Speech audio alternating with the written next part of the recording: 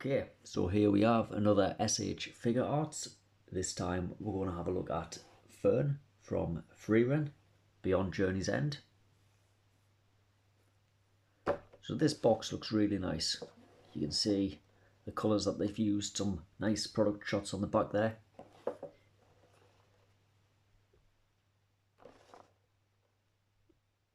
And I do like how they've written her name in gold on the box. So yeah, the box is very nice, a lot of vibrant colours there. Let's have a look, see what the figure looks like.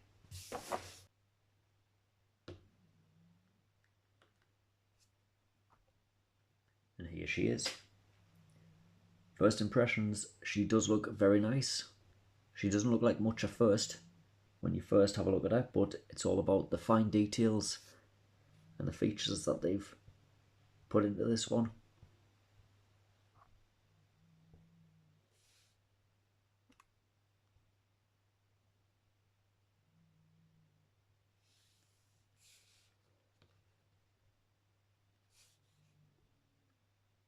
So you can see even just the sculpting in there. That brooch that she's wearing in her hair. Lots of fine details in there.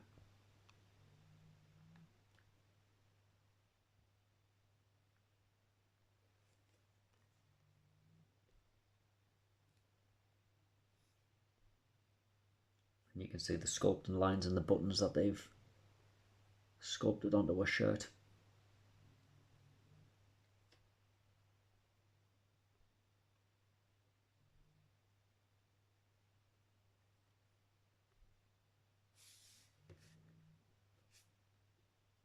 So yeah, first impressions looking at this, she's a very nice looking figure.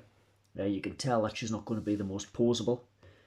The poses that you're going to get from this one, they're not going to be the most dynamic, and that's based upon the materials that they've used and how they've sculpted the figure. It is going to be hindered by this coat that she's wearing, but we'll have a look at that when we get to the articulation. But the sculpting's nice. The fine details that's in there, you can see with her hair, how the gradient with the paint, how it goes from dark to light. They've definitely put some effort in when it comes to shading the hair.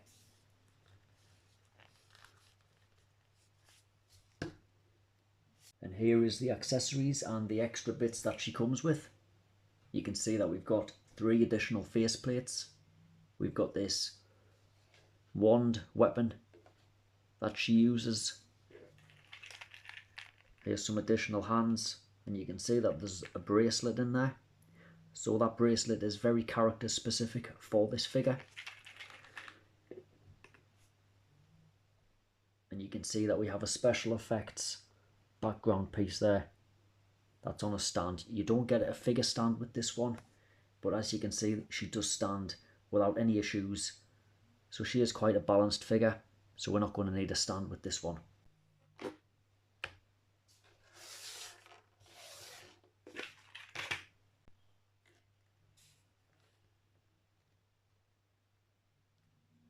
So if we have a look at some of the face plates that she comes with, you can see, looking at these,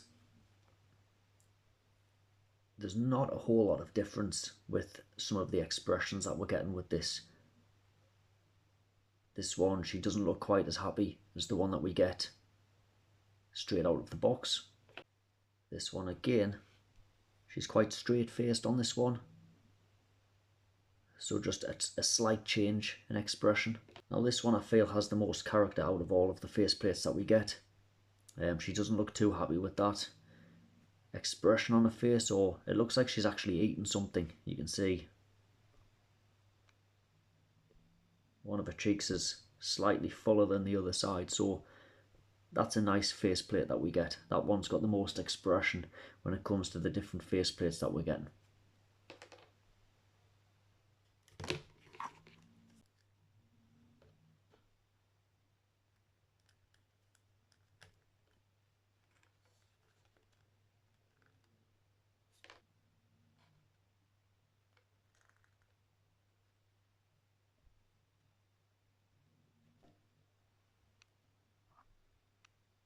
And here is the bracelet. I love that they've included this. This is a very character specific accessory. But this is extremely small, so just be careful when you're getting this out of the box and you're putting this on the figure. It's very easy to drop, and this will be very easy to lose.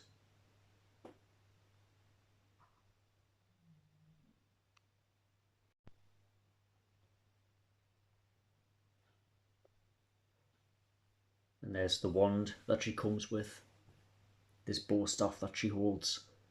So a lot of the fun that you're going to get with this figure is through the expressions with the hands and the accessories. Like if we put the background piece in there, because she's not the most dynamic when it comes to posability, you're going to have fun with the expressions by changing the face plates and by changing the hands.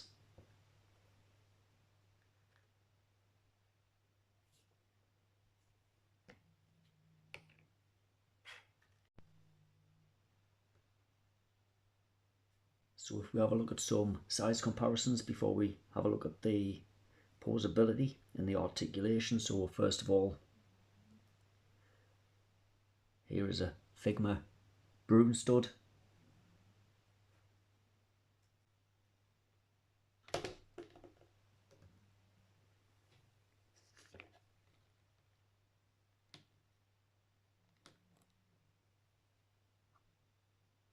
And there's Figma riser. So you can see that Fern is slightly on the shorter side to these two Figmas.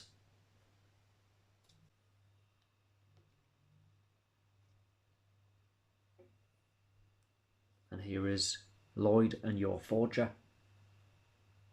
Again on the shorter side to these two.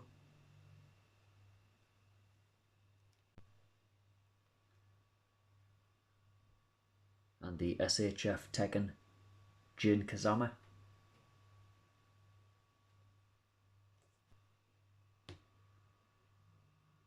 Just for fun, there's a Mezco Pink Skulls. So she does scale slightly shorter than some of those other figures that we've had a look at, but I believe that she's meant to be. She's not meant to be a tall character, so she does fit in well with the figures that we have there. She'll fit in nice with your display.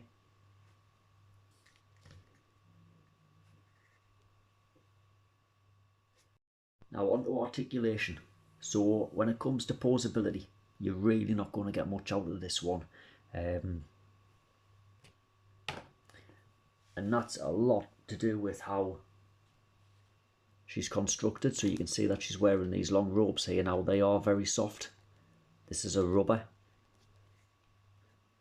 And also with her hair. Her hair's very soft, you can see.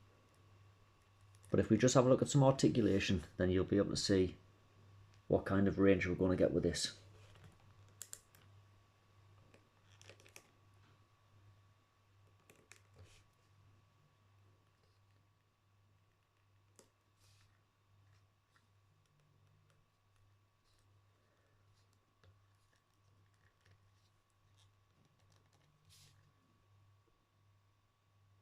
Now these arms, the shoulders are on butterfly joints, but you can't really cross her arms past her chest there, and that's to do with this jacket. Okay.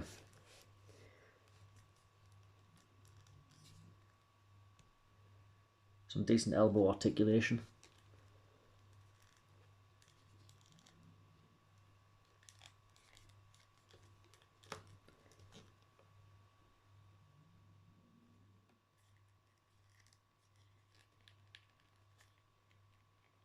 So again, with this being rubber, you can lift this up, and you can see that with the legs, there is some decent articulation in there. It's just slightly hindered by the overcoat that she's wearing. But I don't believe that the character's meant to be extremely dynamic, so the poses that you want to get her in, I think you'll be more than happy with what you can do with her. But because how she's built and constructed, there's not a whole lot that you can really do with her other than stand her on your shelf in a static pose and get the expressions through the accessories and the hands and the faceplates.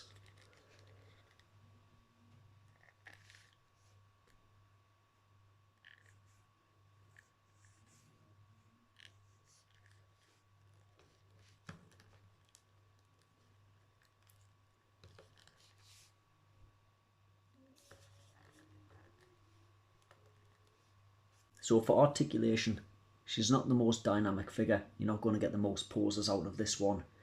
In fact, she's probably not going to do a whole lot when you stand her on your shelf, other than stand as a static character in the background, maybe make her hold a staff, change her expressions with the hands, with the face plates. But as a final thoughts, she is a very nice figure.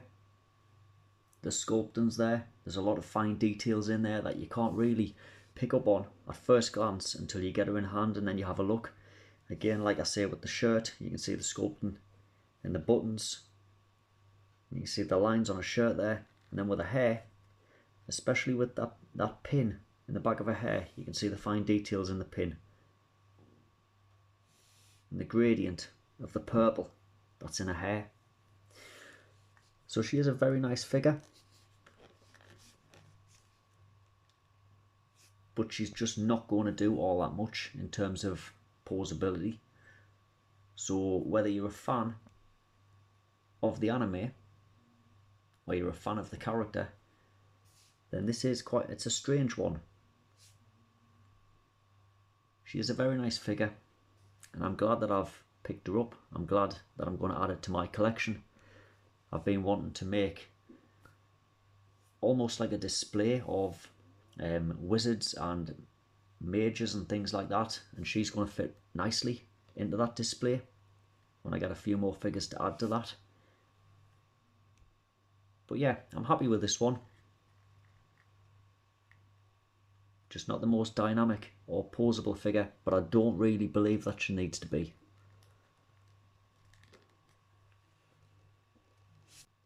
Okay then, so thanks again for watching. I do appreciate it.